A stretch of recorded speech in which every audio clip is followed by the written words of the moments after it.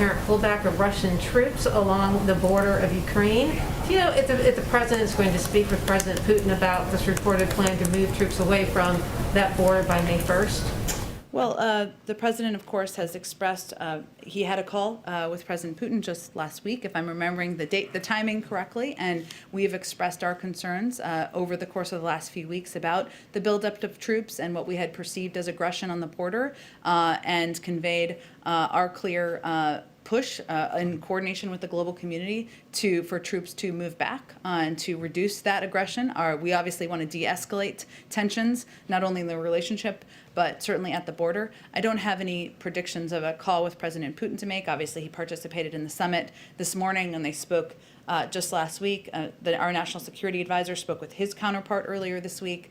So I would expect the conversations will happen at that level for the time being. Go ahead.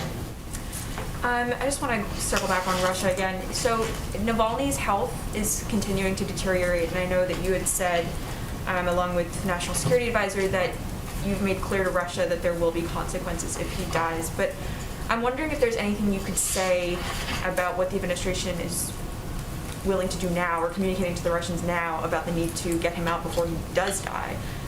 Well, to be clear, Jake Sullivan, our national security advisor, had a conversation with his counterpart just a few days ago where this was certainly part of the discussion and conveying not just the consequences, but certainly our call for and our push for him to be treated with humanity and also to be released. And that continues to be a message that we are conveying clearly.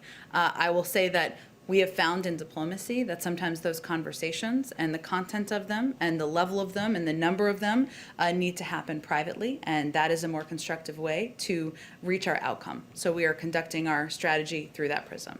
Is the administration considering any additional sanctions on perhaps the oligarchs that Navalny had listed prior to his arrest in January, saying that these are the people that if sanctioned, it would really kind of change Putin's behavior?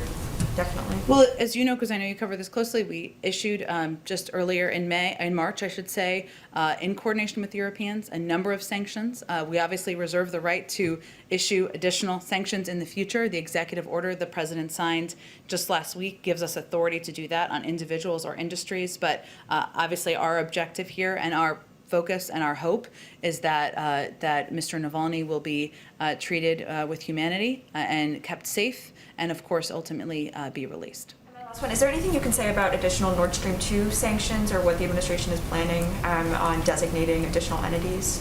I don't have anything to predict for you. We continue to believe that is a bad deal, and we continue to convey that not just directly with a range of counterparts, including the Europeans.